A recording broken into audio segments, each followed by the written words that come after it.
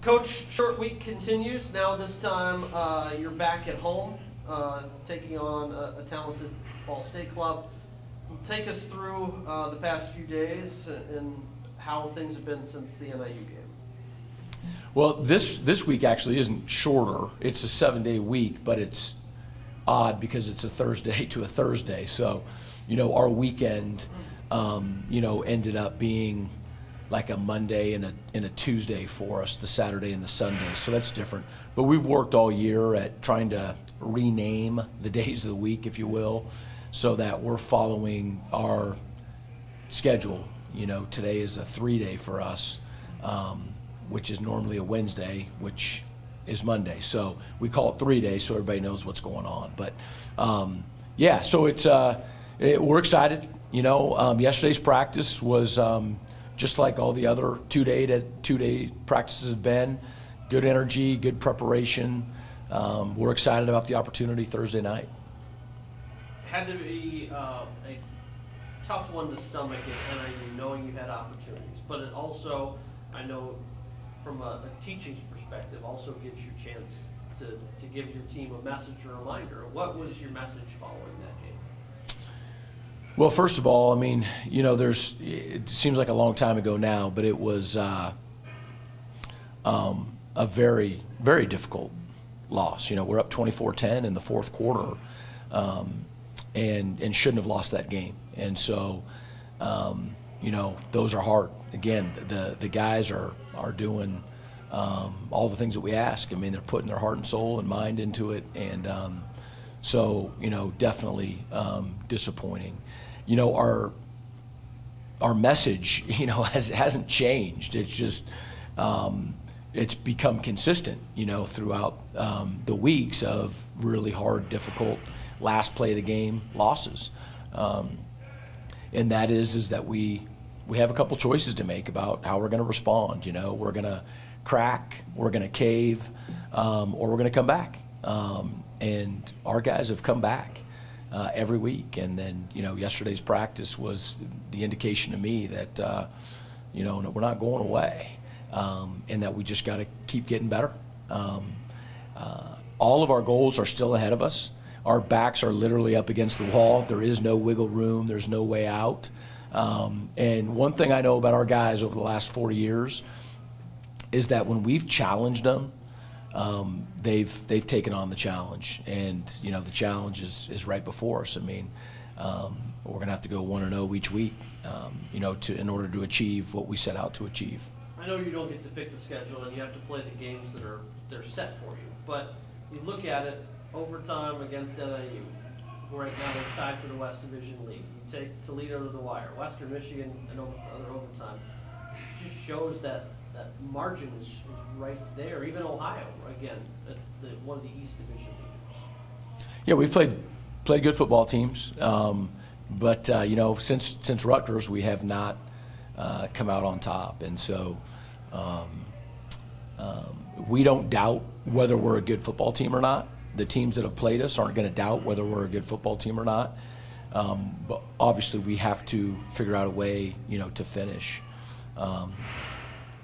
And even if we are, have been lesser, just one play, that one play has cost us. One of the certain turning points in the second half of the NIU game was the block punt that your team was able to get and then recover in the end zone for a touchdown. It's the 9th time since your arrival here that your team has been able to block a punt, the second time for a touchdown. What has been so successful in the special teams to be able to allow things like that? Our guys' attention to detail, their not only their willingness, to go hard and to take special teams seriously. I think that's part of the culture of our program that we feel really good about, is that the guys know that football games are won and lost on special teams, turnovers, and takeaways. And so, and Coach Nunez did a great job with, calling for the block at the right time and having our guys ready. Huge play in the game, no doubt. Another trick play that goes for a score. Isaac Holder continues to show off the arm. The guy might have a second life as a quarterback. Well, he was a high school quarterback there at Sickles High School in Tampa Bay, and he throws a pretty good ball. You look at this week, Ball State comes to town. It's been a hard luck Ball State team. They're going to start their presumably fourth quarterback of the year. What have you seen out of the Cardinals? Well, we've gone all the way back to the, some of their first games and whatnot, and it's, I think probably most people who aren't watching every game and watching film just look at records. Just like if you look at our record and you think that we're not a good football team, we're going to come to play, and Ball State's no different. If you look at a record and you dismiss somebody, I think it's unwise, especially in this conference. And Toledo was last week for them. It's a very, very tight football game early on, and the two teams look the same. But then at the end of the game, Toledo had a bunch of explosive plays, and their quarterback went out early, and so they're playing a freshman who hadn't played at all, and so Toledo got to him. But if you watch how they've responded to their losses and how they're coming out and playing, it's no different than the other team in this conference. Their defense is led by their defensive line. The Winbush guy, he can take over a game. He's a leader in the nation, with putting pressure on quarterbacks and whatnot, and so has our full attention. You go back, it's a different defensive coordinator and whatnot, but you go back to last year and you can't get any closer. Other than overtime, I guess.